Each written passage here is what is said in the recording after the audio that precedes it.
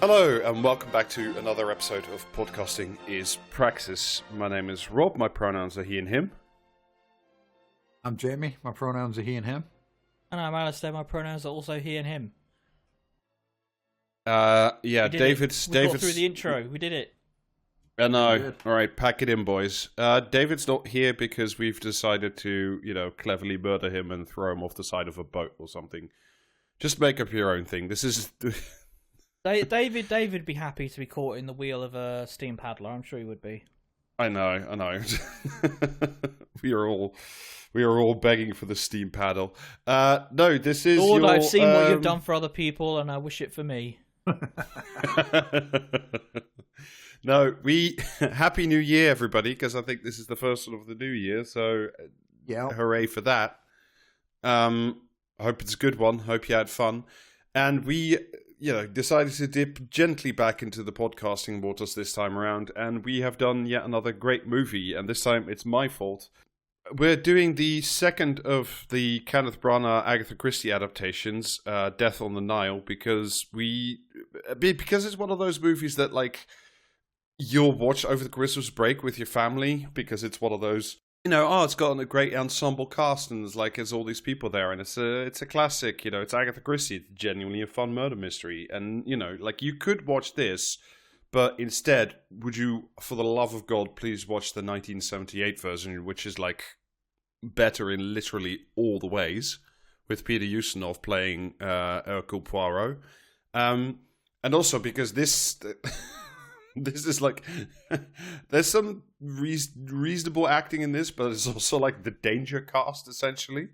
Yeah, it is a real nightmare blunt rotation for some of this. Fucking it's got all your favorites. It's got Russell Brand, Gal Gadot, Armie Hammer, ...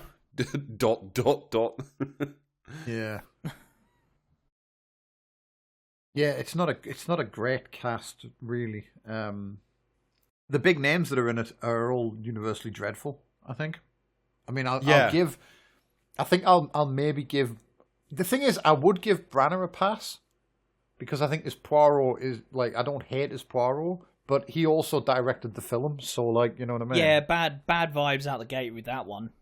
Yeah. Yeah, well, we'll get into the starting scene, but yeah, I can't give him a pass because the rest of the movie is also his fault. Exactly, that's what I mean. So I did like the fucking Orient Express that he did. I thought that was all right. That was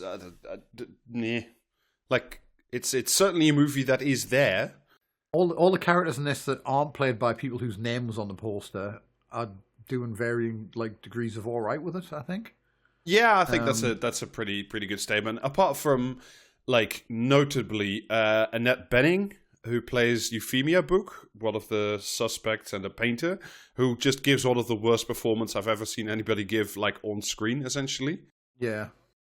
And when you're being outacted by Russell Brand, you're really I don't know what to tell you, but yeah, I mean, the greatest praise I can heap on Russell Brand is that I didn't hate it. I mean... Yeah, it's just piss. I mean, you said the 1978 one's great, but, Dawn really loves the Peter Ustinov films. And she made me watch Death on the Nile once. And I think, we weren't very far into it at all, and I was like, well, what, are they going to murder her for the money? And she was like, no, right, fine. Do you know what I mean? And it's yeah, well, not the greatest mystery of all time, but I do appreciate that, you know what I mean? The motive in this one is just someone wants the money, so they're killing the rich person, as opposed to fucking Orient Express, where it's literally everyone on the train has a motive for murder, and they all did it together. Do you know what I mean? Which is just some bullshit, quite frankly. You know what I mean? Yeah. I mean, that is true. I do think one of the things that this movie suffers from, the 78 version has that a little bit, because I think it's also how I haven't read the book, so but I also think that's how the book is written. But this one really suffers from the fact that it's a proper 2-hour movie, and it takes forever for the murder takes place literally an hour in or something. So you just spend the first hour establishing the characters, doing some piss at the start that we'll get to in a bit, but like, and just endlessly sort of setting everything up. And by the time the murder rolls around, Rob, essentially the movie only has like 45 minutes left to like essentially do the Agatha Christie thing, which is solve the murder, and then it just kind of it doesn't work because it's not given the room to explain. Like, the fun thing about Poirot is he's a brilliant detective, and like the fun thing is to see him work and to see him like work out who the killer or killers are, and then kind of like, you know, you get to sort of sit on his shoulder or watch Poirot do his thing. Whereas this one is just kind of like, it's really hurried. He just figures it out in the last like 10 minutes. But Rob, you know, like you need that first hour long intro to the first victim being murdered, because then you get to spend an hour watching some of the most plasticky, shitty looking CGI I've ever seen. Yeah, it entirely looked like a fucking Civilization cutscene for large parts of it, doesn't it? Like, do you know what I mean? Like, you have built the pyramids, and you get a little fucking like animation of the pyramids. Remember when movies used to have sets? Yeah. Remember those? When they used to go they used to go and film on location. Like, you know what I mean? Like Egypt, the pyramids are still there, I believe. Like, you know what I mean? You could just go and put a camera in front of them. So I rewatched the HBO BBC Rome over the last couple of weeks, because I'm just that kind of person. Oh, that's sick. That's just really good. Like, yeah, it was a TV show that had a big budget. It was one of the most expensive TV shows ever made. I think it was the most expensive made at the time, even. But like, notably, most of the scenes are like in small area, like small rooms or parts of buildings and stuff, and they're fucking real places. It looks like you are looking at a fucking ancient Roman house or street or whatever.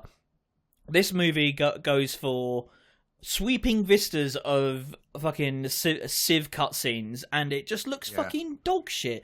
There's about 3 inches of set that they've just blue screened everything or green screened everything behind it. It looks fucking terrible.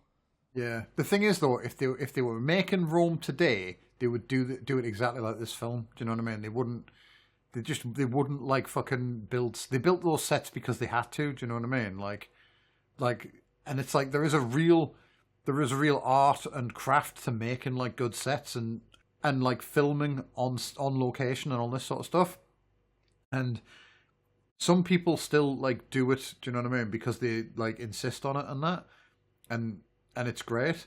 But like, if they were making a fucking like HBO and BBC got together to make a TV show these days, it'd be 100% fucking CGI sets. Like, do you know what I mean? There's CGI, like, it's basically the same thing as you get with like fucking AI nowadays, where like the only thing is CGI actually, like, you know, can be used to produce something. Yeah. Like it can be done really well. Whereas this one is like, it kept reminding me, because they keep doing these like exterior shots that are like clearly filmed against like bad green screening, and it just kept reminding me of that old Monty Python bit where they all stick their head out the window and say, "Oh shit, we're surrounded by, you know, a different kind of film," and you see the difference between the quality of the shots, and it's just like, you didn't need to do any of this. Like, it's just really crap.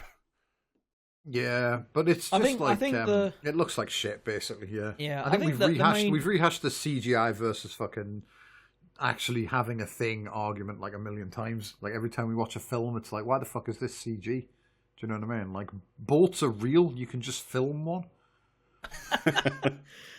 Yeah, I mean, like, I think the main through line for me for this movie was that you know, movie making used to be a craft, and like, yes, that's the thing. It's like the like films. Do you know what I mean? Like, when they made this they made like the 1978 version or whatever. Like I've seen it, and I didn't really pay that much attention to it because I, like, you know what I mean. I figured out who'd done it before it happened, and I was like, well, you know, I don't really care anymore. But it looks good. Do you know what I mean? Like, it looks like a real place. Like, old films just have that, though, right? Like, even if you find like you know what I mean, you might think like the acting's a bit fucking like corny, or the script's not very good, or like whatever. Do you know what I mean? They just look good, right? Like, do you know what I mean? Like you can watch like a spy thriller or something or a crime film or something from the fucking 70s, and you can sit there and you can go, right, okay, well, this looks like shit, it's grainy as fuck, but I get to see what like New York looked like or what like fucking London looked like at the time. Do you know what I mean? It's like interesting, just visually interesting to look at. Whereas, like, who the fuck's going to look at this in, like, 50 years' time and go, oh, yeah, this is what Civ 4 looked like at the time? Do you know what I mean? Like, it's just, you know what I mean? Like, when you do a big production, with a lot of fucking, like, crew involved in, like, making it happen and everything, and there's lots of sets and all this sort of stuff, like, watching it has some entertainment value in itself because, like, you're watching, like, you know, even if the film's bad, you're like, well, a lot of effort went into this. It's like interesting to look at and think about, like, you know, how did they fucking, do you know what I mean? How did they actually sink a Titanic? That's like wild, you know what I mean? Or some shit like that. Whereas with this, it's like, yeah, they just did it in fucking, do you know what I mean? They did it in Blender. Like 90% of the film was done in Blender. Yeah, is it weird to say, but I kept coming back to this throughout the movie, especially with like the wide shots of, you know, stock, you know, Getty images, stock footage of Egypt, and like all the CGI shit of like, as you say, I just kept thinking about like Assassin's Creed Origins because like it has almost the exact same like aesthetic, and it weirdly felt like a very colonial movie. I don't know how to put this properly into words, but like it felt. Because all these things are just kind of like generated or green screened or whatever, it felt, even though like I know this is like a set in the 1920s or 30s, and it is a bunch of like rich white people. Well, not in this movie, but mainly like in the original, it's like an all white cast, like, and they're just rich people going down the Nile. So like, it does have that vibe. But there was something about also like the portrayal of the extras that were there, like, you know, the Egyptian cast, insofar as there was one, and like, you know, the all of that. The whole thing felt weirdly colonial, and I can't quite put my finger on why it is, but it began to really bother me halfway through the watching of it. Yeah. No, yeah, there's like barely any speaking parts outside of the main cast. So like you do have a lot of like people who just like, you see, do you know what I mean? Like there's like lots of people playing Egyptians, and all they do is just carry things in silence. Do you know what I mean? Like there's like an endless parade of like extras who, like, you know what I mean, look like they belong in the time and place that the film's set, and they're just carrying things in silence. But like, yeah, it's just like the closest thing you really get to like fucking, do you know what I mean? Anything clever in the direction of this is like, it was slightly amusing to see that they seem to just favor shooting Poirot like the left side of Kenneth Branagh, because we might as well go over the opening fucking scene, I guess, right? Oh yeah, I really want to get into this because hilarious, like yeah, it's so fucking good. I mean, I haven't read the books, right? But someone write in and tell us if Agatha Christie wrote like fucking gritty war fiction. Do you know what I mean? Yeah, like, or did an origin story for fucking Poirot's for mustache. The mustache. It's so good. It's so. The first time I watched this when it came out, because I just genuinely wanted to see how much of a train wreck it could possibly be. And I honestly fucking just pissed myself laughing when he fucking he does the Two-Face bit, and he turns to like look at the woman, and like, you know what I mean? It was so fucking funny. But yeah, like, yeah, Poirot in the war, the gritty origin story for his mustache. It's so fucking funny. So fucking funny. Do you know what I mean? Let's go. It's fucking incredible. So it opens very sort of like in mid melodrama on a black and white shot. It's Flanders. It's 1917 or wherever, but it's the middle of World War One. But the only reason that you know that is because like there's just title on the screen showing you, because otherwise it's just like an empty field with some birds in it. And like my first note just says like, where did all the extras go? But they're all in like a trench and they're waiting around, and then an army captain receives the sad order that they're going over the over the trench yourselves into machine gun fire. Yeah. They've all got to die on a bridge. Yeah, until it cuts to Yeah. And the army captain, who at first I thought was Poirot but wasn't, was just some dipshit. But the army guy does have an extravagant mustache, and then like it cuts to a like not just like shaven Kenneth Branagh, like his entire face has been lasered off. Essentially, he's the cleanest I've ever seen him. Oh yeah, they've like He's a real clean boy. Digitally de-aged him, haven't they? Do you know what I mean? But yeah, yeah, it like looks... the captain's like, we need to go and take that bridge, and everyone's like, well, we'll be killed, and he's like, well, the poets always said like you should fucking die for a bridge or some shit, and like that's it. The fucking dialogue in this is so bad. Like people just constantly talking like do you know what I mean? Like they're trying to get into Reader's Digest. It's fucking dreadful. Like, but yeah, it's like all the poets have always said for thousands of years that a bridge is worth dying for or some shit. You know what I mean? I genuinely tuning them out.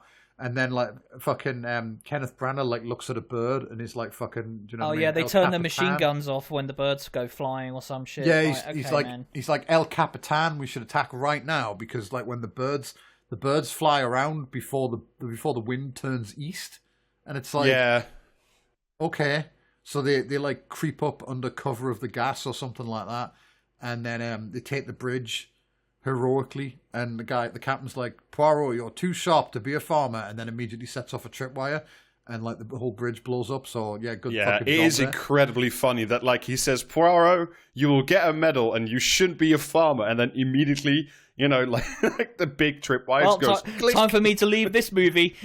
Yeah. and then we cut to Poirot in a field hospital, and he's lying like he's enormous fucking warehouse. Like, where is this? It is like the 1914 or wherever. It is like the fucking when you know what I mean, when they made a Nightingale Hospital in the Millennium Dome. It's that. Yeah, it's enormous. Like I don't know if they had the technology to build a fucking Amazon warehouse in 1915. He gets transported to like the field hospital in Gotham City, essentially. Yeah, they cut to him in this hospital bed, and the love of his life is like shown in by a nurse, and he's like, well, I fucking tell you not to come because I've only got half a heed, and she's like, I don't care, I love you anyway, and he turns over and dramatically reveals that he's like fucking Harvey Dent now. Yeah, he's Two-Face now. Yeah, he just turns over and he's like, do you even love this? And she's like holds his hand and goes like, you can grow a mustache. I was fucking crying laughing, like, it's so good. It's like, oh no, yeah, like explain that's what, like, do you know what I mean? I don't think she needed this. Like, it's just so weird, like, do you know what I mean? Because it's set up like a joke, right? You get the like, oh, he was in the war and he was heroic, and then his captain set off a tripwire and he got his face blown off, and then comedy bit from his missus, like, you can grow a mustache, you know, because he has a mustache. See what they did there? And it's so good as well because like the next scene where you actually see his face, he's fine. He just goes. Yeah, he's just it's growing a mainly mustache. just fine. There's no some scars. very light scarring. Yeah, I literally could not even see a fucking thing. I just that's what I mean. Maybe they spend most of the film shooting the left side of his face, like. Do you know what I mean? Like, because they obviously, I don't know if they were planning to put CGI scars in later on and then decided against it or what, but you know, like maybe people thought like maybe some producer said like, you know, you can't have Poirot have like fucking scars on, or maybe like the funnier option, Kenneth Branagh did the whole fucking film with like fake scars and then they CGI'd them out afterwards. I don't know. But it's do you know how I didn't get these scars due to budget cuts for the CGI department? Yeah, but it is like when he's in the hospital as well. We're not talking like some cuts on his face, like literally like fucking the full. Yeah, it's like half his face is fucking chewed up. Yeah, Like a hole in his fucking like cheek, and like, you know, like half his lips missing and that, and it's just grown mustache and it just covers it like, you know what I mean? It's like, well, don't need to worry about that. I also anymore. like the idea that he grew like his giant mustache, apart from, you know, to hide the fact that he's now a Batman villain, but also like sort of quasi in honor of like the dipshit captain who blew up his face. Yeah, I mean, the thing it's the same mustache. I assume he just got it after after the funeral. Yeah, he wanted you to have this. You don't need to have him have the huge scar down like in the middle of his face either. You could just have the fucking like scar on his lip, and then he grows a mustache to cover that. But instead, they go, oh well, he's got a hole through his fucking cheek, and somehow that like is fine when he grows. The mustache is like radiates a healing aura or something. It's just No, it's I imagine. So in my head canon, it's like Clark Kent's glasses, right? When he's got the mustache on, it's a hypno mustache. Yeah, exactly. This is an ad break on Podcasting as Praxis. This advert is for the Patreon of Podcasting as Praxis. On the Patreon of Podcasting as Praxis, you will get at least 2 monthly bonus episodes of Podcasting as Praxis, where we discuss lots of topics, including new types of guy, celestial boondoggles, monetising whale shit, and, reluctantly, Scott Paul. You will also be able to join the Podcasting as Praxis Discord, a place to talk with like-minded people about lots of topics, including new types of guy, celestial boondoggles, monetising whale shit, but not Scott Paul, and also, of course, Podcasting as Praxis. If that isn't enough Podcasting as Praxis for you, the Discord also includes a bonus channel where we post the bits that don't make the final cut of the episodes. Fans of both mediocre and bad podcasting have everything to gain by subscribing to the Patreon of Podcasting as Praxis. You will also no longer get ads on episodes of Podcasting as Praxis. £5 a month will get you all of that and maybe more at patreon.com/you guessed it, PraxisCast. That's patreon.com/PraxisCast, the place where we sell Podcasting as Praxis. Yeah. So this scene, as we were mentioning before, has like a bafflingly empty feel to it, and then we cut to the next scene, which is like sort of it's supposed to be a nightclub, but it just looks like there's shooting on an empty soundstage, and it's like it's a jazz club in London. Apparently, it was not at all clear to me. And there's like then you get to the second theme of the movie, which is like the bluesy music, as Kenneth Branagh keeps calling it. Yeah. And it has that vibe of, it's not a good movie, but there's one scene in it that I always love, which is the sort of the riff on all the teenage comedies called Not Another Teen Movie. And at some point, everybody in that movie starts bursting out in like perfectly synchronized dance. And the main character kind of stands and goes, "What?" And then I think their best friend goes, "Oh yeah, we just do this. Did they not practice this at your school?" Because it's another scene where everybody dancing is clearly a professional dancer, which always fucks me off. I can't believe you've wasted like fucking however long it is of your life to watch Not Another Teen Movie. I was like 15. Don't you're Even allowed so, to be stupid. Even so, do you know what I mean? Like, you could have been watching RoboCop or like anything else, right? Well, I'll have to carry that with me. And we see just grow a mustache to cover your shame. I'm really bad at dancing, so I grew this mustache. Yeah, it's just, I just fucking, like, I found the opening scene where he you know what I mean? He Batman villains himself into facial hair. I found that really fucking funny. And then the rest of the film just bored the shit out of me. Like, I literally finished watching it like 20 minutes before we started recording, and I'd already forgotten like pretty much everything that happened throughout by that point. You know what I mean? It just in one ear and out the fucking other. It's just so fucking bland, like. Yeah. I mean, so we are introduced in the club to a bunch of the major and minor characters. The two most important ones that, like, why are they all there? Like, why is Poirot in this club with all these people who will then just coincidentally meet in Egypt like 6 months later or whatever? Like, what the fuck's that about? Oh, I think that's because Poirot is there on like his previous, like his concurrent job to like spy on Book, his best friend, because like he. Yeah, but why that guy's in love with the you know what I mean? with the manager I get all of the jazz that, but singer. Yeah. Why are the other main characters there? It's just fucking, because it's just convenient to cram everybody in one room. It's like yeah. Who wrote this piece of shit anyway? Like, you know what I mean? 'Cause Agatha Christie are here. Well, no, I mean this specifically this adaptation. Who's being haunted by Agatha Christie's ghost right now? Michael Green, whoever the fuck that is. Okay. Yeah, and it's also because this scene, obviously the previous like fucking Batman origin story about the mustache isn't in the book, but this scene in the jazz club is also not in the book. The book opens in Egypt. They're already like the where Poirot is about to board the steamer Karnak.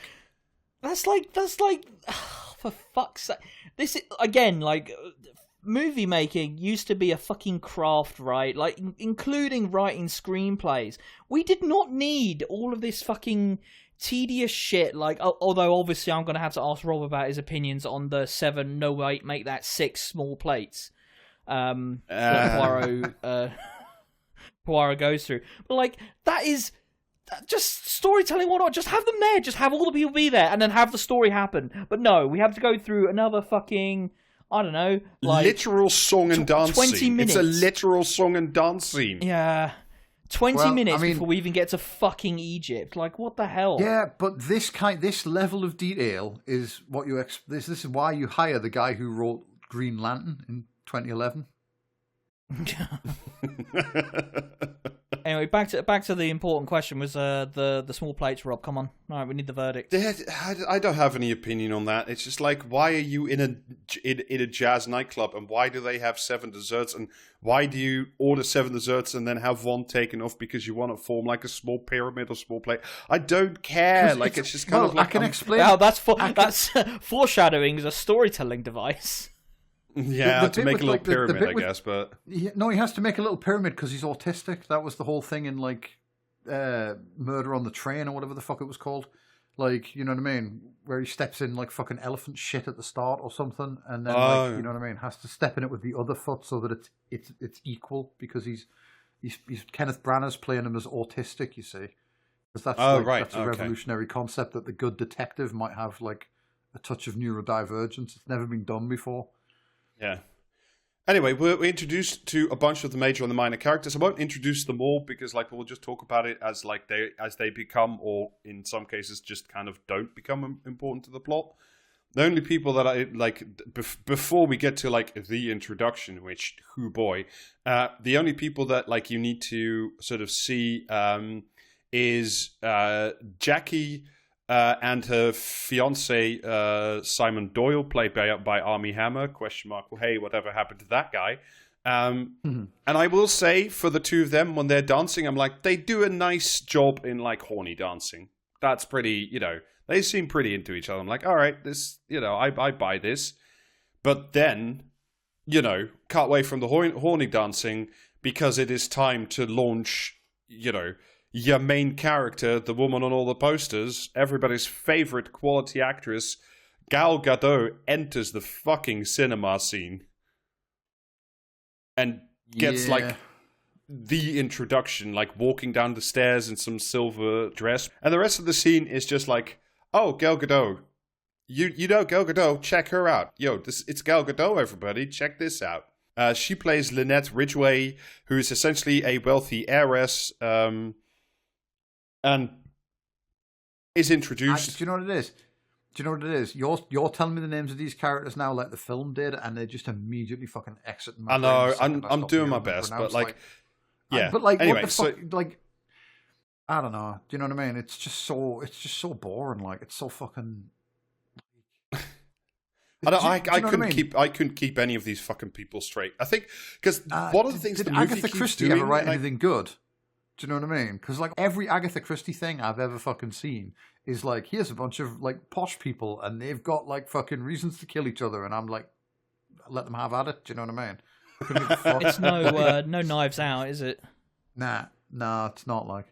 Yeah, I mean, I enjoy like occasionally watching an episode of the David Suchet Poirot because like I think that's just nice. That's just like fun cinema to just like watch. It's good. But this is, as you say, like the characters kind of just like go in one ear out the other. So I think for the most part, I also won't bother with character names. It's just like Gal Gadot is introduced to Armie Hammer, who is at this point engaged to another person named Jackie, played by Emma Mackey. And immediately Army starts making fuck eyes at Gal Gadot, and then, starts dancing with her, also doing horny dancing.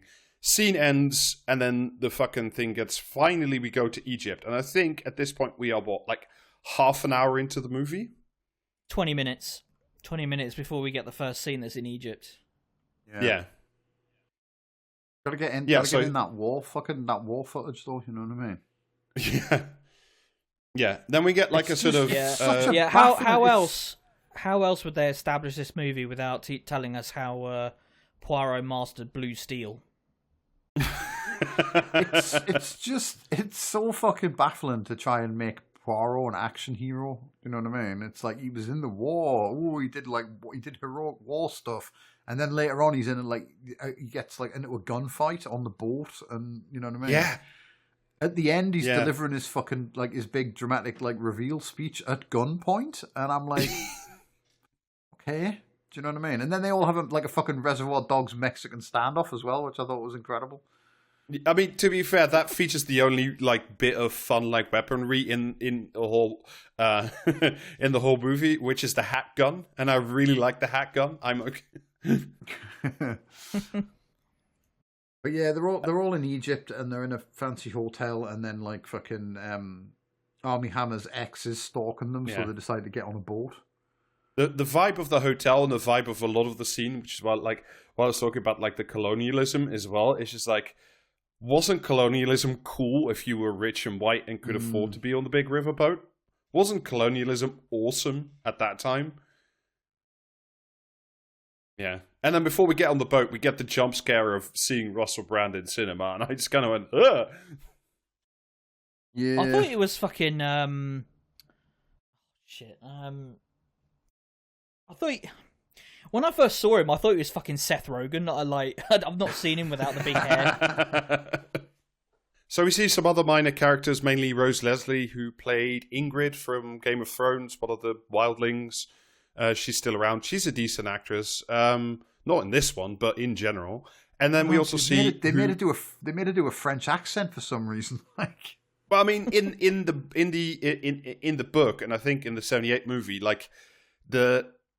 because she plays the maid to Gal Gadot, and she in the book she is French, so it sort of makes sense that yeah, no, I'm not I'm just, why would you hire why would you not hire a French person? This is what, yeah, exactly, or why would you just simply why are you making Rose Leslie do a French accent when clearly she's a woman of many strengths, but French accents is simply not one of them. And then we get maybe one of the the only good actresses in this whole bit, who I genuinely think carries it off quite well, is Jennifer Saunders, who sort of plays a quasi-communist socialite. I quite like her, and I quite like her role. She seems to be having fun. I mean, French and Saunders were just French and Saunders. Do you know what I mean? Well, but lesbian and capable, and I mean capable of looking at French and Saunders and not just going all right, yeah, it's French and Saunders. I've never seen either of them inhabit a character. Do you know what I mean? You're always just watching. You're always aware that you're watching Dawn French and or Jennifer Saunders. Do you know what I mean? Yeah, they don't have a lot of range, but they're all right. You know what I mean? They were fine. Yeah. Then we see one of the other characters, Book, played by Tom Bateman, doing a not that bad a job, but also kind of nondescript. And essentially his role in this entire scene is, hello, Hercule Poirot. This is the entire ensemble cast, and this is what everybody's deal is. Here's the angry maid, the spurned lover, the mad chef, the fucking lawyer with the lawyer cousin with a big hat on. Here's some other people, and by the time he's riffled through everybody's backstory, I have completely forgotten half of them. Oh yeah, 100%. It doesn't stick, even close. Yeah, there's that was such terrible characterization. Do you know what? It's so good. You have a character explaining who all these people are, and then someone in the scene interrupts them. Yeah. Yeah. Anyway, off they go. To get on the boat. But wouldn't you know it? There's a fly in the ointment, because Jackie, the now jilted fiance, is back, and she's a literal woman in scarlet. Like, she rocks up in a giant flowing red scarlet thing. So, like, you know, hey, it's a them woman like in the woman scarlet. in black, but Yes, in scarlet. But she also has Chekhov's Behringer on her, which is, you know, well, like a tiny pocket gun. What? Derringer, you mean? Then? Yeah, that's a Derringer. Sorry, I don't know why my notes say Behringer. Yeah, she carries around a tiny Tom Behringer in her pocket. Yeah. Oh, he was in Sniper, you know, so he's good at that. Like, I know. And he also played in that, what's that movie where he does the Yada fantasy where he's the substitute teacher who like fucking beats up the youth because they're all in gangs now? Fuck knows. Not familiar with that one. Yeah.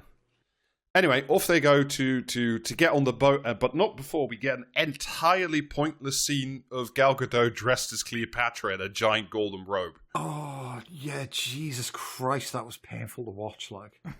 Yeah. Does nothing There's for the movie.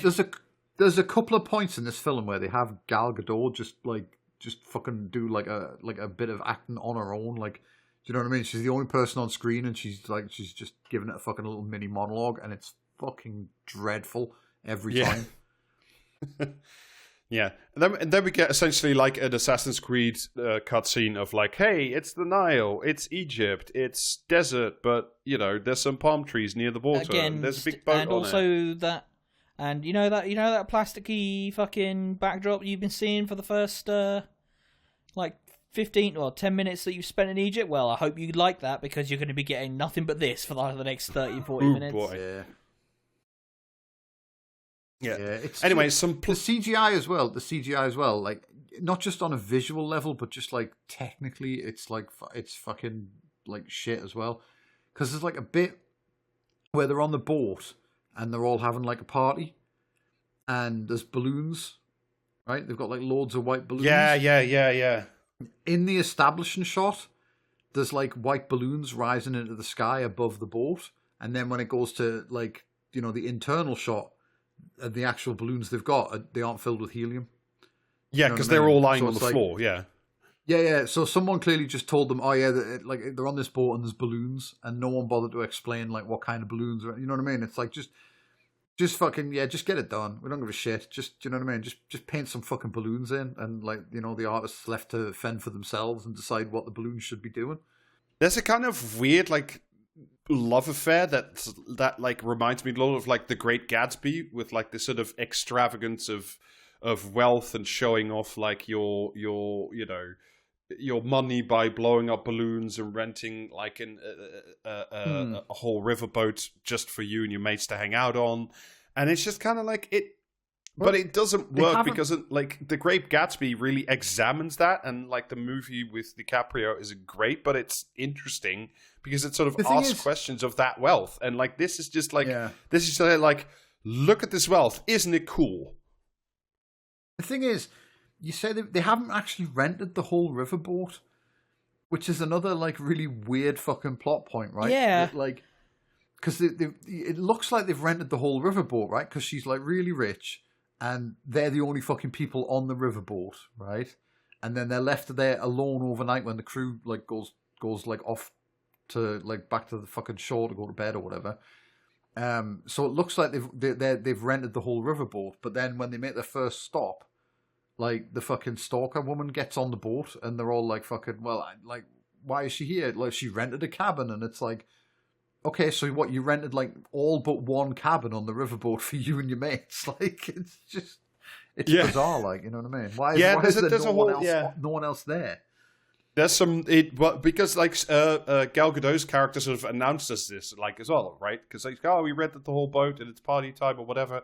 And she has like this atrocious line of like, you know, and we have enough champagne to fill the Nile with champagne. And it's like the line read is so bad where you just sit there and go, it is what fucking dreadful that like that's what I'm talking about. Like she's the focus of attention in that shot.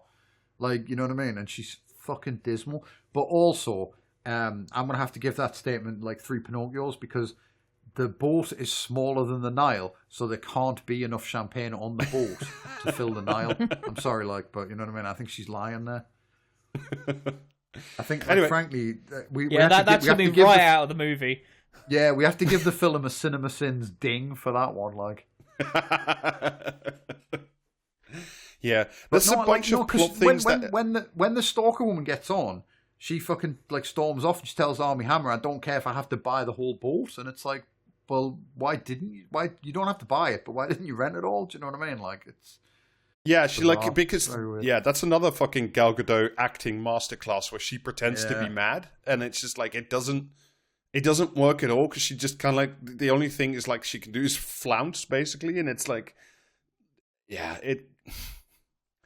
Anyway, there's some subplot stuff that happens between Annette Bening, who again is just doing an atrocious job, and because her whole deal is, I hate love. I hate that my son is in love with one of the other minor characters. I hate love. Love is bad and love is stupid, and I don't want you to marry this girl because you'll just be disappointed because love is disappointment. I'm like, yes, my son should be as anhedonic as me. The impression I got from her is that her whole bit probably do you know what I mean? Probably goes gangbusters with 80-year-old women or something. Do you know what I mean? Your grandma would probably watch that and just fucking, oh yeah, it's so funny. Look at how bitter she is. Do you know what I mean? It just feels like they just drafted her in from some from Dad's Army or something. Do you know what I mean? She's just appearing in an entirely different era of cinema to everyone else. As a fucking as a comic relief character, the embittered old spinster. Yeah, but sadly without any of the period appropriate set dressing. Yeah, but no, she's dreadful. Yeah. But yeah, anyway, the cast is all assembled and off they fuck to the temple. They have a big dinner. This is the party scene that we were talking about with the balloons, and some of the balloons pop, but it almost sounds like gunshots because, foreshadowing is a device people use in cinema.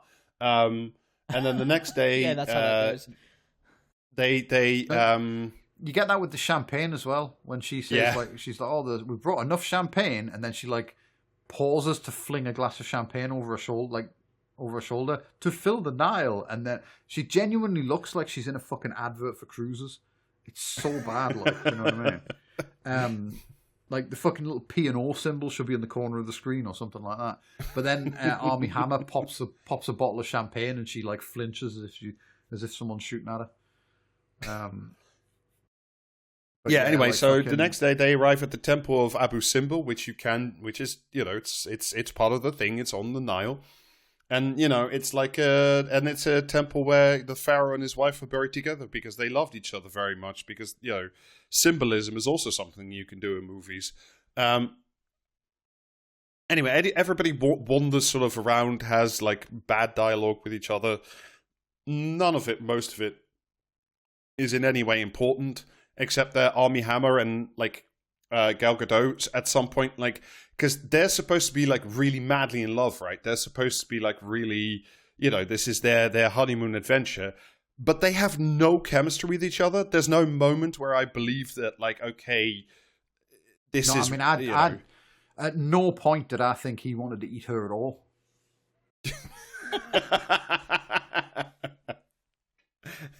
And then they start doing genuinely pain level bad Shakespeare. They start reciting bits from Antony and Cleopatra at each other, and it's just thanks for the ham-fisted writing there, Kenneth and co. But they're so fucking bad at it. And meanwhile,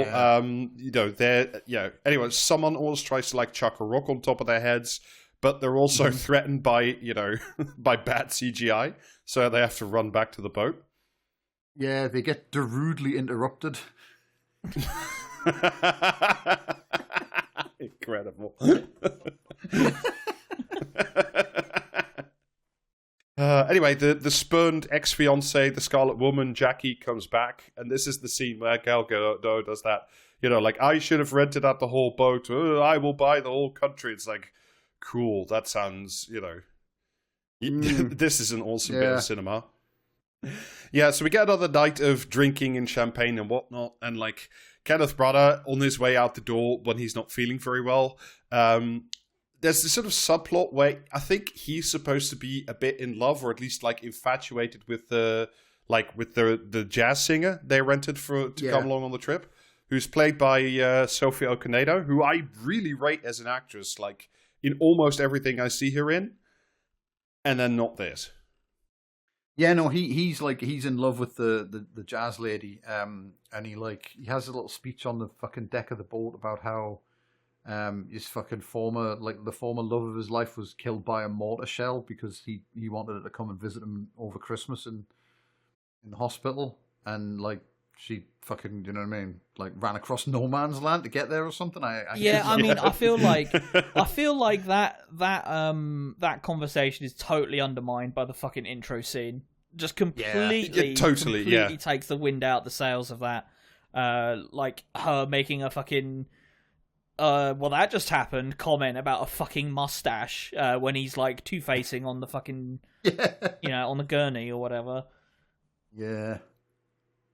Yeah, and he just well, at some point I think he literally like looks at Sophie Okonedo and goes, "I was going to be a farmer." It's like, it's that so bad. Is this the same scene where he goes on about marrows? Yes. That's a different scene. Oh, is it? Is it? That's in the temple. No, that's earlier. That's earlier. It's in the temple. Okay. He's they're in the temple and he's talking to her about like the marrows he wants to grow on that. And then on the boat, I don't even think he's talking to her, is he? He's talking to the stalker. Oh, I thought it was with her. It also doesn't matter at all. I mean, it's really weird when, like, you know, Poirot stands up and goes, and I just want to go home and have marrows, and then, you know, badly found a new left-wing political party. It's like, all right, that sounds like cool shit you could be doing. Anyway, finally, and we're like a fucking hour into the movie at this point, we get some plot. Because every, the spurred woman, Jackie, shows up again. Armie Hammer gets, like, big mad at her. She gets so upset and, like, cries and shoots Armie Hammer in the leg, which is fun.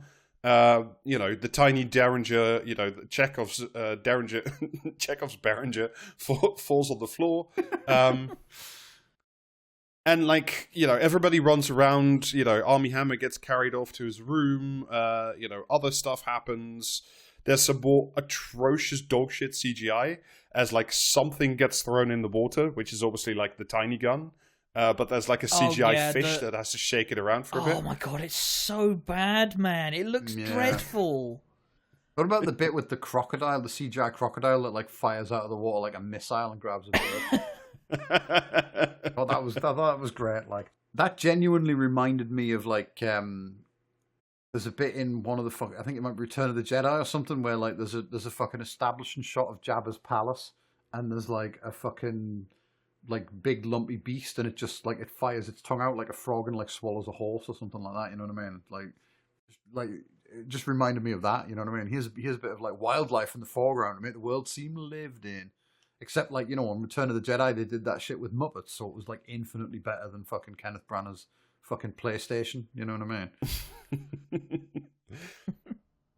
And then immediately the acting quality of the movie goes up by 1,000%. Do you know what I've just reminded myself of there by like fucking joking about Kenneth Branagh doing the special effects on a PlayStation? Do you remember fucking Quentin Tarantino like slagging the Matrix sequels, right? Because they had CGI in them, and it's like. He's like, oh, if I wanted any of that computer bullshit, I'd go home and put my dick in my Nintendo, as if everyone didn't already assume he does that. Do you know what I mean? Yeah. What they should have done was dig a tunnel to the Earth's core and made actual robots. Quentin, you're so right. Like, do you know what I mean? Yeah. Anyway, the next morning, good news, the acting in this movie improves by 1,000-fold because Gal Gadot is dead. Yeah, it's her best performance in this movie. Yeah. Laying perfectly motionless with a little red hole in her head. Yeah. Russell Brand turns up because his role is like... Well, he's two characters combined from like previous. So like he's not... so he's both a spurned lover and like the onboard doctor. So, like, you need to have somebody to do some more exposition because he needs to say, "Oh, she was shot at close range with the bullet from the tiny Behringer." Why is that not Poirot's job? I don't know. What I mean? It's also because you'd think like looking at a gunshot wound and going like, there are powder burns here. The gun was pressed very close to the head. You'd think that's like something Poirot would notice. Do you know what I mean? Like, not have to wait for a fucking to tell him. I mean, there's also the weirdest, and I know this is like cinema scenes being level fucking bullshit, but it's like she is shot at close range with the tiny Derringer with a 22 caliber bullet, which like makes no exit wound and is very neat because like she's just like, I don't know, she's just got like a little black dot on her head. Whereas in the final scene, when somebody shoots the tiny Derringer, that thing has enough stopping power to like fly straight through two people. So I don't understand how any of that works, but whatever. Yeah, I mean, like, it's fucking. The thing is, as well, right? When they explain at the end how the crime was committed, like, were we not missing a gunshot? Do you know what I mean? Like during the previous bit where they're like. They have like because like Armie Hammer gets shot, and then the next morning they find like fucking Gal Gadot's body, and it's like, okay, why did no one hear her get shot? Oh, because like they wrapped like a little scarf around the gun or something. Don't worry about it. No, because the big. Oh no, correct. One of the twists is that he wrapped that around the gun to shoot himself. Yeah, no, you're right. Because you're the right. First yeah, shot of him was a blank, and it's like, so why did no one hear her getting like plugged? It's just weird. He coughed loudly while he was doing it. It's fine. Yeah, that's right. Like, just slammed the door at the same time. Anyway, we get some real like Armie Hammer like fucking acting talent where he's just like doing, "Oh, I'm so sad, my wife died, boo boo boo," and then you get another. This is like the third or the fourth one they do. Like, up to this point, now we're like an hour and 20 minutes into the movie, and this is like the fourth time they do like a panning shot where all the characters individually sort of almost stare directly into the camera, and like the only thing they don't do is hold up the Wile E. Coyote sign saying, "Hi, I'm still in the movie. Remember me?" Yeah. Anyway, so now finally an hour and 20 minute odd over 2 hour movie. Finally, there's a victim. There's a corpse, there's a crime, there's a victim. You know, and you finally get to see the thing that presumably you're watching a Poirot movie about, which is interviewing potential perpetrators. No, I watched Poirot. I watched Poirot for the fucking, like, you know what I mean, the war. Like, just constantly watch countless hours of like fucking, you know what I mean, the TV series, and I'm just always mad that he's never in a trench once. Yeah, you know what I mean? It's like. If you watch that Wonder Woman reboot where she's in World War One, if you look really closely, you can see Poirot in the background. I have not watched that, and I will not be watching that. Do not watch that. But you know how you how like you really should do like interviews and interrogations between like, you know, Poirot, who has no legal power, right? He doesn't. I mean, later he gets a gun, but he doesn't have a gun. He's not like a police officer or like an army officer in the Egyptian service or whatever. He's just a guy. He's a guy, but he's a famous detective. Do you know what I mean? Everyone likes him for some reason. But you know how you do like a really good interrogation scene? You simply do it by putting two characters in a room, maybe a third, and then having the camera spin around them slowly or quickly as the scene may desire. Whee! Yeah, you see the panning of the camera is to induce a certain sense of nausea in the viewer, to put you in the seat of the person being interviewed. No, I think it's actually because like fucking Kenneth Branagh just watched a load of John Woo before he started directing this. You know what I mean? Oh, or that. Spinning's a neat trick. But yeah, the thing is, they keep saying Poirot was a famous detective as well, right? And that's presumably why everyone respects his authority. But like, how famous could you actually be as a detective back then, right? Like, do you know what I mean? Like, did he just like pause for a lot of woodcuts outside theaters or something? I just don't want to, you know what I mean? It's not like he was going viral, right? So like, and he wasn't in films. So how famous could he actually Poirot, be? you would have loved TikTok. He would, like, do you know what I mean? No, I mean, he was like. I mean, I think the conceit, at least in the novel, so far as I understand it, is like because the cases he investigates tend to be very famous ones. So like, there's a lot of just like newspaper press. There's like just people know this guy because he's on the cover of the New York Times of equivalent thereof, essentially. Yeah, doesn't he have a policeman with him in like all the time in the fucking TV show and that? Yeah. There's 2 or 3, but there's like a main cop who's like sort of provides the legal cover of this guy just randomly like yelling at people. Yeah. Yeah, anyway, some more acting happens. None of it's really like very, very good. Allegedly. Like it yeah. But it's at this point, and again, this is such a problem with the movie, is like because you've wasted more than half the runtime of it, you have to compress all the interviews where people actually like explain their deal, and it turns out they were all like big mad at like Gal Gadot's character for many reasons. But it's like because you have only like 40 minutes left to play with, including for like a stupid action scene and whatever, like there's nothing left. So they just have to like rush through all of it. Yeah, like fucking Murder on the Orient Express. Why can I not remember the name of that fucking film? But that one, do you know what I mean? I preferred it when you called it Murder on a Train. Yeah, that one felt like it was about Poirot, right? Do you know what I mean? There was all these other fuckwits on the train, and like, they're all plotting murders and so on. And Johnny Depp, I think Johnny Depp gets killed. I think he's the guy that gets murdered in that, which is like, cool. Yeah. But like, it felt like it was about Poirot, right?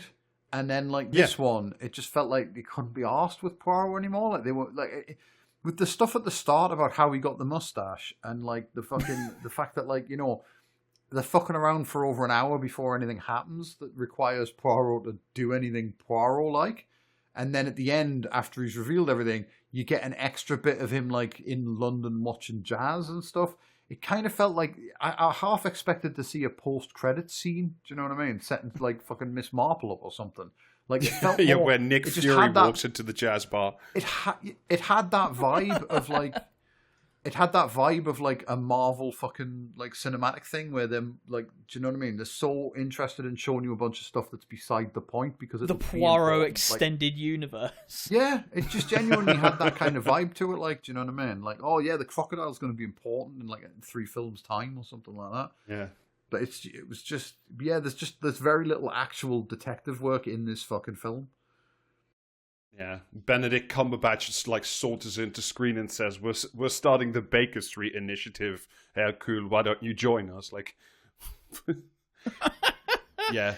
Oh man, don't give him ideas. Anyway, some more plot happens. Basically, what we find out is that everybody on the boat, for various reasons, turns out to have reasons to either want Gal Gadot dead or is mad at her for like reasons of the past or family reasons or whatever, and the only thing, again, that's really fun that we find out in this scene is that Sophia Okonedo like keeps wearing like turbans and different hats, and the reason she's always got a hat on is because she also has a tiny Tom Barrington. Yeah, because she's always packing. Yeah, she has a hat gun, which is fucking awesome. It rules. The thing with them. You see, you completely threw me off my fucking stride by bringing up fucking BBC Sherlock because now I'm just angry. Yeah, the thing with everyone on the boat has a motive for the murder that took place is revealed later to have been by design. Right, it's part of Armie Hammer's Armie Hammer and his ex's like grand scheme is to bring a bunch of people onto the boat to you know what I mean, so that they'll take the blame. Yeah, the chaff, essentially. It feels like the impression I got was like Armie Hammer had watched Murder on the Orient Express and gone, now there's an idea. Do you know what I mean?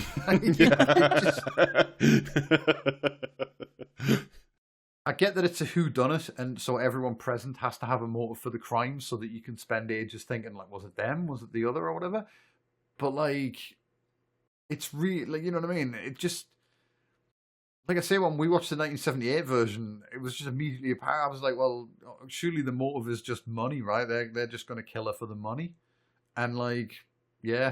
Do you know what I mean? Everything else is window dressing. And then this, like, you know, that's subverted in Orient Express because everyone did it, which is just the worst cop-out ever for a fucking whodunit, like, do you know what I mean? It's so bad. Who done it? You, the viewer. You did this. Yeah. Maybe the real done it was who we did along the way or something. You know what I mean?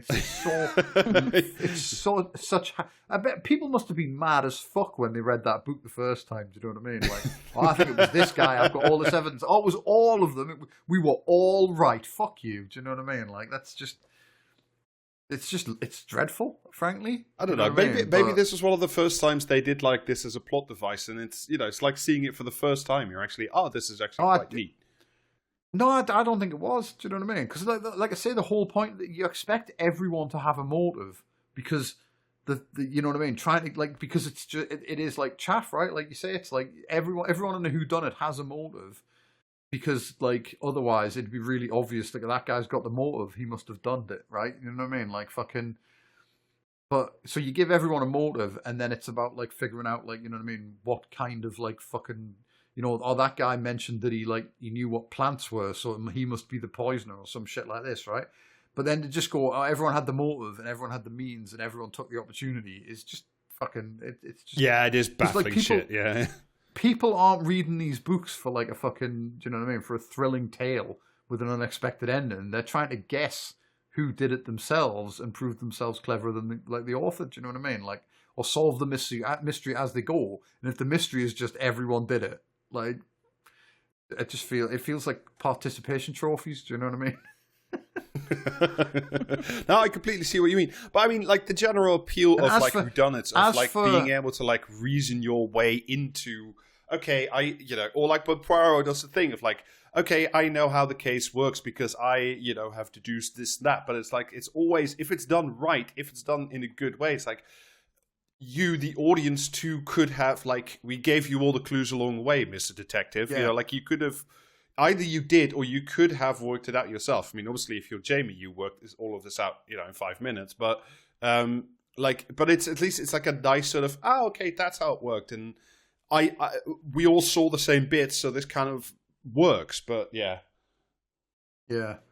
But, like, I mean, it's like, I think, one of the most impressive like bits of fucking deduction I've seen someone do was when I was a teenager and we watched Usual Suspects.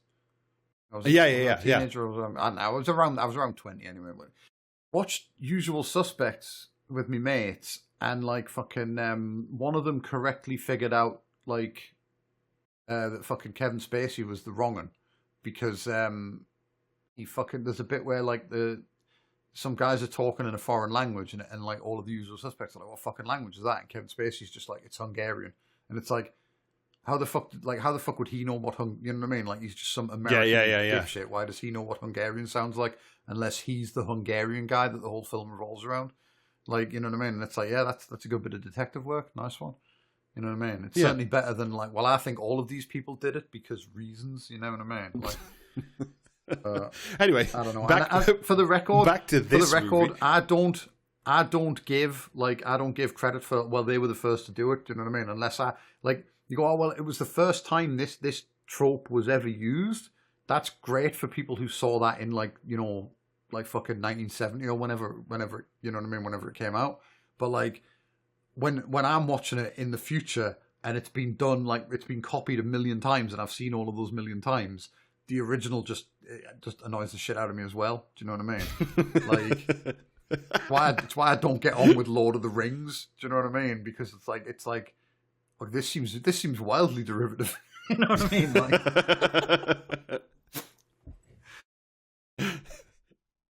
but yeah, it turns out. Anyway, back to this actual movie. There's a bunch of interrogation scenes. It just kind of like flows through you, if I'm honest.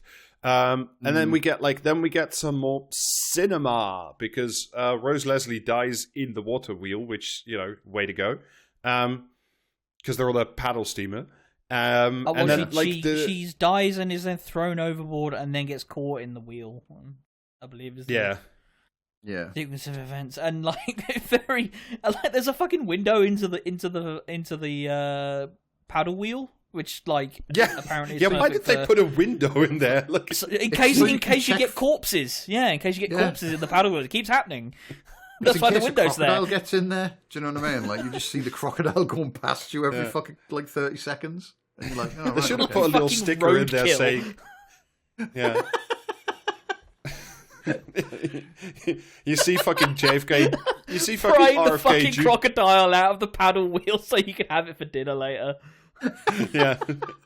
No, I picture it's still alive. Do you know what I mean? They've got to get it with a sink plunger like Grandpa Simpson. Just like... Yeah, there's like a little tiny corporate plaque next to the window that just says, break in case of corpse. Yeah. Anyway, so then everybody is like, obviously, like, now there's another murder and the tensions are rising. So What I loved about this second murder was like they see there's blood spatter all over the wall, right? Because the throat's been cut, and Poirot does like a little interpretive dance in the blood spatter. So, like, yeah. You know what I mean? It's like, what the fuck are you doing, man? Like, it's just so bizarre. Yeah, but then because the tensions are rising, at some point Russell Brand and one of the other minor characters start having an actual fight, and Poirot wanders out or is outside, and you see this whole scene of the people fighting through the glass, bizarre. and it fractures the image because things are fracturing. They start fighting and they go through the doors, and the doors close behind them. It's like, and then Poirot's out on the deck in fucking, do you know what I mean? In weird audio mode, doing his little interpretive dance to analyze the blood spatter. And then they come back out and they can burst out through the doors, but it's so weird. It gives the the way they burst out through the doors fighting and nearly land on the corpse gives the impression that they when they went in and the doors closed, that bit was in reverse. It's just, it's very odd, But yeah, there's been another murder, and then really, they just fuck around some more, don't they? They get a few minutes more fucking about in, and then there's a third murder. And there's a baffling bit as well. This keeps happening with all three of the murders. Is whenever there's a victim, at some point they get somberly carried down into the meat locker by for some baffling reason 4 female extras, and they're always the same 4 women. They look like. It looked like Gaddafi's personal guard. Do you know what I mean? They do, yes. And why? What was the decision, Kenneth? Can you come in here and just briefly explain what the fuck was up with that? Like I say, it's just one of the themes of the film is just silent extras carrying things. Anyway, it's time for another interrogation scene because it took. Anyway, it's time for another interrogation scene because it turns out that fucking Boos, who Tom Bateman, who was supposed to be Kenneth Branagh's great friend.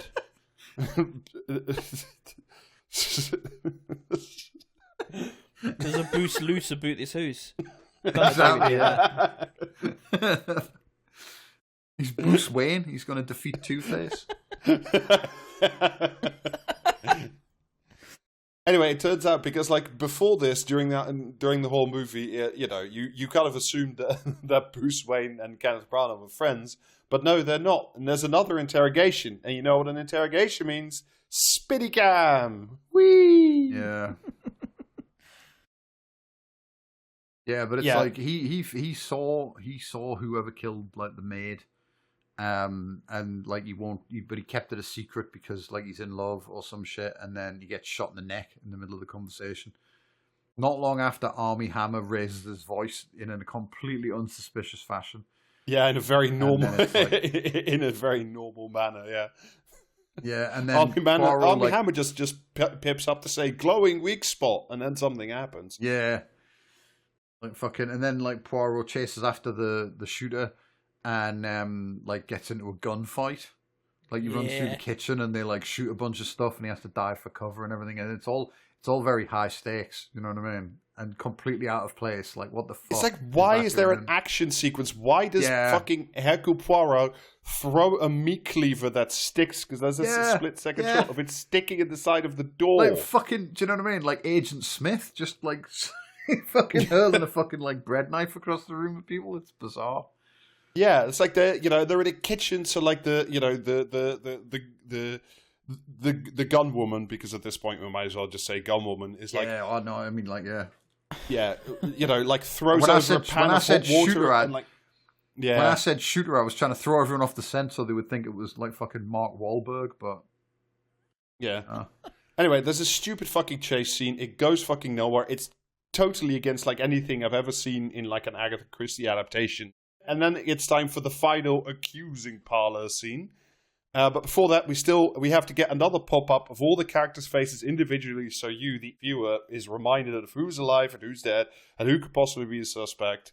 And it turns out, gosh, that Army's Hammer did it together with his actual love of his life, Jackie, and they were in cahooting together this whole time. yeah. But what I love about this though is that like everyone's telling Poirot he's a dick. They're all like, "You're a fucking knobhead. You're meant to be the best detective in the world, and we still don't know who did this. Like, what the fuck? Like, what the fuck can you see it?" And he's like, fucking fires like a gun in the air, and all of the silent extras run out and shut all of the doors to trap everyone. I know in the fucking bar. dramatic I know door it's closing. it's so like fucking it's so dramatic, and then like he fucking holds everyone at gunpoint and explains that like fucking well, it could have been that guy but it wasn't, but it could have been that woman but it wasn't, it was him, he did it. It was literally her husband who killed her.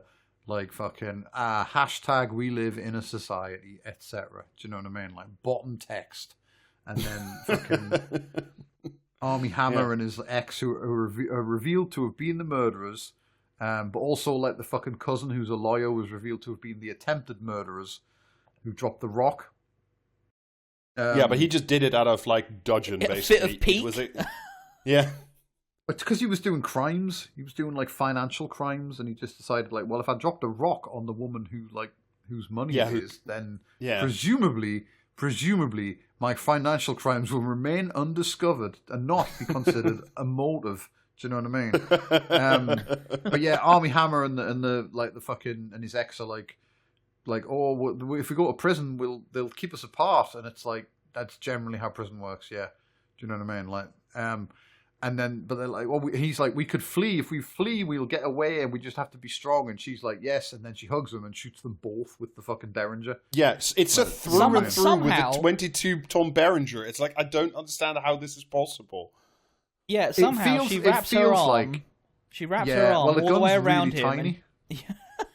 Manages to wrap her arm totally around him, do you know what I mean? and shoots in a completely straight line, but through his back into her chest. Yeah, it feels like the bullet would it either wouldn't penetrate or it wouldn't do any damage. Do you know what I mean? Like if it hit anything important, it would stop. Right? Like it would apologize on the way in. Yeah, it's like fucking. Do you know what I mean? It's a BB gun. Like how the fuck are you killing two people at the same time with that? Like a fucking. Do you know what I mean? Like a skill shot. Put loads of points into League of Legends or shot, something. Do you know what I mean? Yeah. Like she presses Q and then uses a fucking special ability to fucking double tap them, like him and her. It's fucking. It's just. And there's no need for it, really. You know what I mean? Like. I feel like it's completely pointless. But also, immediately before that happens, like they're pointing the Derringer at Poirot, who's pointing a 45 that he got off the cousin at them, and then like fucking Hat Lady pulls like her fucking like tiny gun out of a hat and also points it at them, and it's like I know I was cheering, I was hooting and hollering at the reappearance of Hat Gun. Though I was very happy with that. Yeah, it's just. So fucking like there's no need for it to end with like three people pointing guns at each other. Do you know what I mean? Yeah, everybody starts pointing guns at each other, and then all of a sudden, it goes to freeze frame, and you can open your VATS, and you can just like decide to do to trick kidney shot basically. It's just like, was Kenneth Branagh just really bored when they gave him this film to do, or what? Like, because he's just all over the fucking place here. You know what I mean? Like, you can argue the merits and like fucking, do you know what I mean? Like the relative like strengths and weaknesses of Kenneth Branagh and his like fucking his work and that, but he usually has a fucking focus on what he's doing. I feel, Like, I haven't watched a lot of his fucking work, but whenever I've seen it, I've gone, no, yeah, this guy's set out to do a thing, and he's done that thing, like, you know what I mean? But here, he's like fucking, it's bizarre, like, you know what I mean? Let's just have an action scene in the middle. Let's give Poirot's mustache a gritty origin story. Let's end the fucking end the whodunit with a Reservoir Dogs style like fucking standoff. You know what I mean? Where everyone is pointing guns. It's just what people expect from a movie about a detective, I guess. Now. Yeah, I guess maybe. I mean, on the other hand, he also directed Jack Ryan's Shadow Recruit, so you know it's not all upside. Didn't he? Yeah, he did. Yeah, that's right. I forgot about that. Like, holy shit! Like, I mean, I think actually, yeah, you know what I mean. When I think about it, like, in light of that new information you've provided me there, and the fact that I just remembered he was in fucking Tenet, Kenneth Branagh really in his like phoning it in for coins era, like the past 10 years. I think, like, do you know what I mean? But I forgot about Jack Ryan's Shadow Recruit with his Spec Ops plasters and that. Like, fucking hell. Yeah. Actually, no, I'm turning it all around. Like, I think Kenneth Branagh's a fucking visionary genius, frankly. You know what I mean? The fucking Black Ops plastering team was the highlight of my week when we watched that fucking film. Just so good. Like, whoever's puppeting Tom Clancy's body right now should write more books about those guys. I would. Yeah. Anyway, fucking Kenneth Branagh was in Tenet, so like, yeah, I'd forgotten about that, where he's doing like his fucking like Russian oligarch accent and being all. Oh god, yeah. Like, Kenneth Branagh's Russian oligarch accent is really fucking atrocious. Yeah. It's not the worst thing in Tenet, though. The worst thing in Tenet is when Kenneth Branagh's wife, like when fucking they reveal that Kenneth Branagh might like his plot might destroy the entire universe, and his wife goes, "Oh no, but that is where my son lives." This to me is cinema. It's just pure cinema. When you have to, do you know what I mean? The stakes are the entire universe might be destroyed, and you have to go make it personal. You know what I mean? Yeah. It's like. Incredible. Anyway, like the dramatic horns play because you know the plot has been revealed and the killers have killed themselves, and then you get like not one but two like end credit scenes essentially for no good reason. The first is like Poirot looking on as everybody like sobbingly exits the boat and you know gives their narration of, well, now that the movie is over, this is what my character will be doing. Yeah, and then bafflingly, I mean, fair play for not just putting up a bunch of like black and white photos of each fucking character with a title card explaining what happened to them. Yeah, but then maybe my favorite bit in the movie happens, which is like, I don't know who this is meant to be, but they carry out one corpse, you know, parentheses one, and it's fully mummified, like it's wrapped like a mummy in all white linen. And I'm just like, which one of these is going to be entombed in a pyramid? You know, like, explain this to me now. Yeah, it's fucking, yeah, and then you see him, like, you know what I mean, watching the jazz lady in London. Yeah, because we have to launch Assassin's Creed Syndicate. Yeah. It really adds something to the film, I think. And then Poirot watched jazz. Well, it's character growth because it's revealed he shaved off his mustache and there's a tiny scar visible. Oh well, there you go. I genuinely wasn't paying that much attention by that point. That's the whole point because like he sits. I think the implication is that like he's rented out the entire jazz club just for himself and Sofia Codado on stage, because then he can finally, you know, reveal his true identity as a Batman villain. It could also be that this film just takes place in an alternate universe where the body count from World War I was about 50 times higher. Because realistic, like you don't really see anyone, you know what I mean? Like in any of these places, there's like silent extras working as staff, and then the main characters, and that's it. There's never any extras who aren't like silently carrying things. Do you know what I mean? In like well, some sort of when you're rich, that's just how the world works. Well, yeah, you know what I mean. But like, it could just be that everyone else has gone. The other 7 people who exist in that world have left, and so it's just him and the jazz lady. But Yeah, it's not a very good film. I think you know, I'm going to take a bold stance there and say this was piss. It may not. I don't think it might not be the worst piss we've ever watched, but it's certainly like No, it is. I mean, it's not, but it was shit. It was fucking. It's another one of these wank. where I'm like, okay, you do have like Gal Gadot, Armie Hammer, and fucking Russell Brand. So how good is the acting really ever going to be? But it is another one of those where I'm like, all right, Kenneth Branagh, great Shakespeare actor, does some other good stuff, does some other very mediocre stuff. And then, like, you sort of sit, and obviously, I don't know, a bunch of money was spent on it. Yeah, so, like, they spent somewhere between $90 and $100 million on this movie. Fuck knows where it went, but...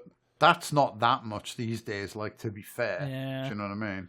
That's quite a low budget, especially when you factor in, like, all the CGI they had to use to, like, fucking paint out the...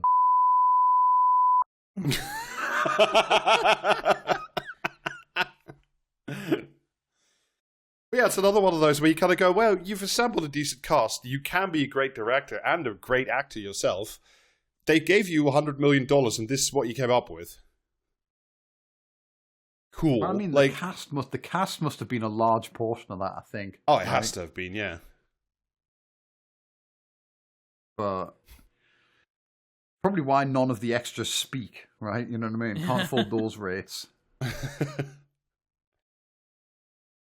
But yeah, like fucking, I mean, the CGI was definitely a money saved there, right? Like,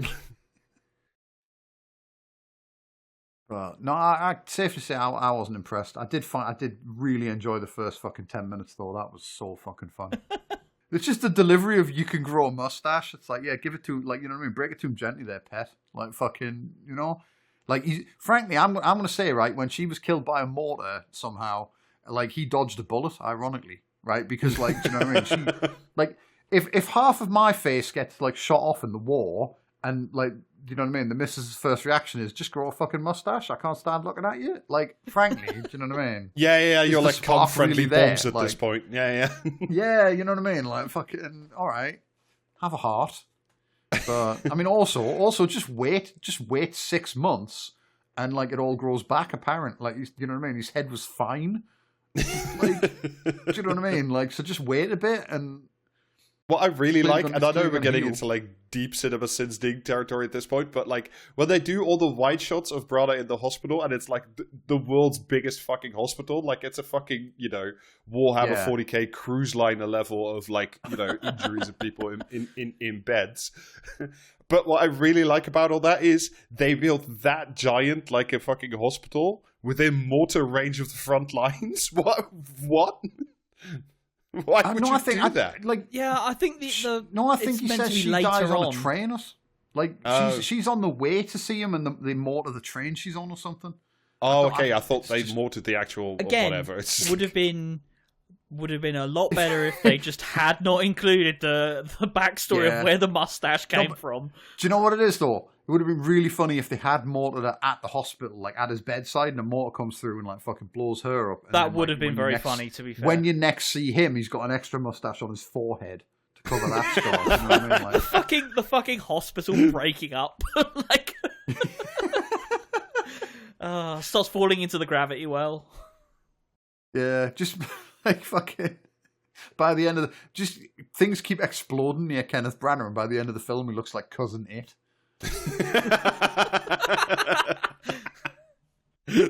That would have been fucking sick though. If in the next movie he rolled up like Cousin It in Addams Family Value with the little car that opens up in front, and like his entire dialogue's that like Cousin It talks in that movie. Imagine though, in that chase scene through the kitchen, he actually catches a bullet in the fucking ribs, and then like the next time you see him, he looks like Burt Reynolds with like a big hairy chest and a medallion. Do you know what I mean? Like, no, it's just another little mustache. just photoshopping mustaches all over the man as he takes fire. Oh yeah, that's the real Wolverine. Yeah. Anyway, should we knock this shit on the head? We should, yeah. Anyway, Happy New Year to all and sundry. It's a new year, but, same us. So we keep begging for your money at patreon.com/praxiscast. £5 a month for 2 bonus episodes. The Discord's genuinely a lovely place to hang out in. You just missed time to ask us questions for the Q&A, but we'll do another one of them. You probably didn't get... The Q&A was out like a week ago, but... Yeah, well, you missed your chance to ask questions, but I mean... Yeah. But if you sign up to the Patreon, you can go and hear other people's questions. Exactly. And answers sometimes. Yeah, amongst many other fine things. Yeah. Yeah, and also you probably didn't get what you really wanted for Christmas, so you can head on over to praxiscast.tmail.com and buy the shirts and stuff that you really wanted, which includes capybaras hanging out in the Captain Tom Memorial Onsen, which, everybody knows that's what you really wanted for Christmas. And yeah, otherwise we'll just be back on our quasi more normal bullshit. We'll see what it is by the time this comes out. So, bye. See ya. Bye.